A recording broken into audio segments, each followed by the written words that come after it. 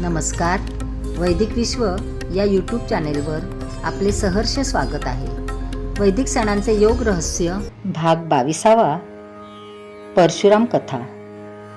परशुराम कथा अशी. परशुरामाचे पिता जमदग्नी. सहस्रार्जुन नावाच्या राजाने त्याचे राज्यातील सर्व ब्राह्मणांना अतिशय छळले. इतके की तो छळ सहन न होऊन ते सर्व ब्राह्मणजन अरण्यात राहू लागले. जमदग्नी अतिशय तापट, परंतु त्यांनी तो सर्व छळ सहन केला आणि नर्मदा तटाकी अरण्यात आपला आश्रम थाटला. जमदग्नीची पत्नी रेणुका परशुरामाचे जन्माचे वेळी तिला अतिशय कष्ट सहन करावे लागले. परशुरामाचा जन्म कुतिथीला होऊ नये म्हणून जमदग्नीने रेणुकेला उलटे टांगून ठेवले. शेवटी तृतीयेला परशुरामाचा जन्म झाला. परशुराम मोठा झाला. एक दिवस जमदग्नी आपल्या पत्नीवर अतिशय कोपले. त्याने आपल्या पुत्रांना त्यांची आई रेणुका हिचे मस्तक धडापासून वेगळे करण्याचा आदेश दिला. प्रत्यक्ष आईचाच गळा कापायचा काय? बाप झाला म्हणून काय झाले? अशी विचित्र आज्ञा कशी मानायची? मोठ्या पुत्राने बापाची आज्ञा पाळली नाही आणि तो बापाच्या कोपाला बळी पडला. आता परशुरामाला आज्ञा झाली. आज्ञा झाल्याबरोबर परशुरामाने काही एक विचार न करता आपल्या चंद्राकृती विशाल परशुने आपली माता रेणुका हिचे शिर धडावेगळे केले. ते शिर अजूनही माहुर क्षेत्री विराजमान असून आपल्या भक्तांना शक्ती प्रदान करते. पण परशुराम मातृद्रोही नव्हता. आज्ञा पाळल्यामुळे जमदग्नी संतुष्ट झाले. त्याने परशुरामाला वर मागण्यास सांगितले. परशुरामाने एकच वर मागितला आणि त्या वराने रेणुका माता पुन्हा जिवंत झाली. एक शंका पुन्हा येते की रेणुका जर जिवंत झाली तर तिचे शिर तिच्या धडाला जुळायला हवे. मग आजही विदर्भातील माहुर क्षेत्री तिचे शिरकमल कसे विद्यमान आहे? यातील रहस्य काय? एके दिवशी परशुरामाला त्याचे पित्याने सहस्रार्जुनाने त्यांना जो त्रास दिला त्याबद्दलचा प्रतिशोध घेण्याची आज्ञा केली. परशुरामाने आपला परशु खांद्यावर टाकून सहस्रार्जुनाचा वध तर केलाच, पण त्या भावावेशात पृथ्वीवरील सर्व क्षत्रियांचाच एक वेळा नव्हे तर 21 वेळा संहार केला आणि सर्व पृथ्वी निक्षत्रिय केली. पुन्हा प्रश्न उत्पन्न होतो की परशुरामाने जर सर्व पृथ्वी निक्षत्रिय केली तर मग आज जगात कोट्यावधी क्षत्रिय जिवंत आहेत ते कुठून आले? या कथेची केवळ ऐतिहासिक बाजू धरल्यास आज जगात एकही क्षत्रिय दिसू नये, पण तसे तर नाही. म्हणून वरील कथेचा अर्थ अन्य काही असावा असे दिसते. आपण व्यासांचीच बुद्धी घेऊन या गोष्टीचे रहस्य पाहू. जमदग्नी.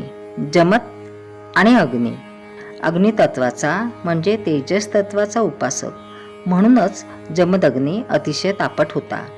त्याच तापटपणाचा वारसा परशुरामाने घेतला होता. रेणूची बनलेली रेणुका म्हणजे पृथ्वी. पृथ्वी म्हणजे पृथ्वी तत्व. या पृथ्वी तत्वाचा म्हणजे शरीराचा स्वीकार तेजस तत्वातील जमदग्नी ऋषीने केला होता. तिला सहधर्मी करण्याकरिता जमदग्नीला पृथ्वी रेणुकेला तेजस तत्वात समाविष्ट करणे आवश्यक होते.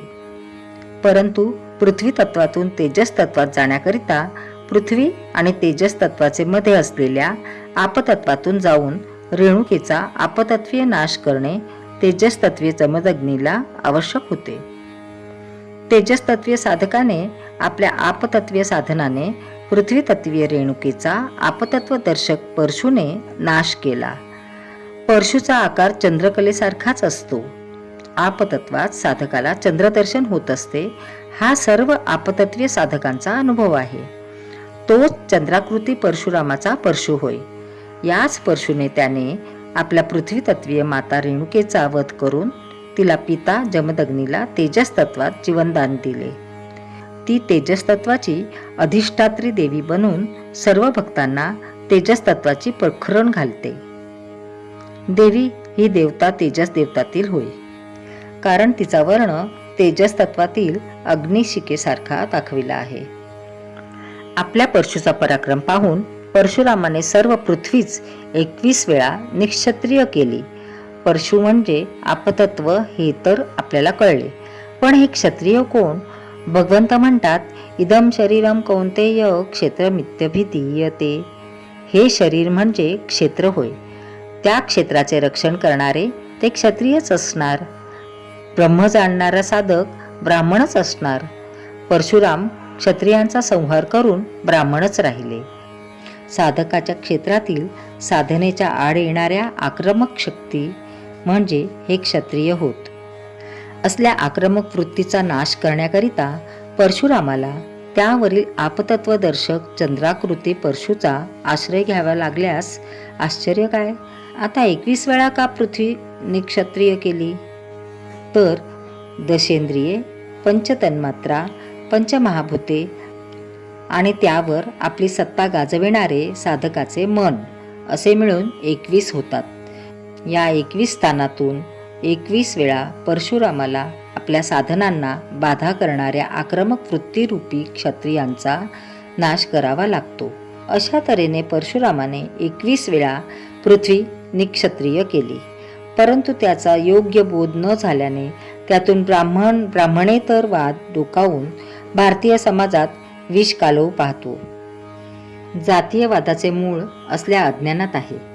कथेचे रहस्य कळल्यास पुन्हा एकदा पृथ्वीवरील सारे क्षत्रिय आपापल्या माना परशुरामाच्या परशुखाली ठेवून आपल्या कत्तली करवून घेण्यास तयार राहतील. प्रत्येक साधकाला परशुराम बनून आपली माता रेणुका हिची हत्या करून पुढे 21 वेळा क्षत्रियांचा संहार करून पृथ्वीतल निक्षत्रिय करावे लागते. मग ते बहादूर क्षत्रियांना आवडो वा न आवडो.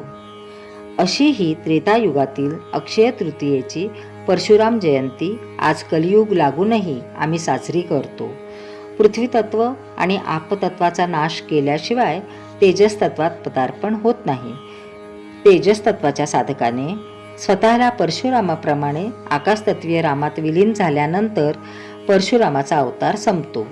परंतु या मिलनाकरिता एक पूर्ण त्रेतायुग लागते.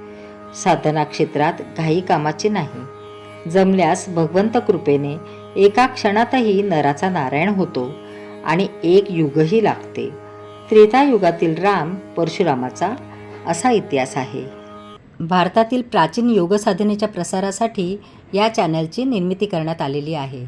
माहिती आवडल्यास चॅनल सबस्क्राईब करा, इतरांना शेअर करा. पुन्हा भेटूया पुढील भागात. धन्यवाद.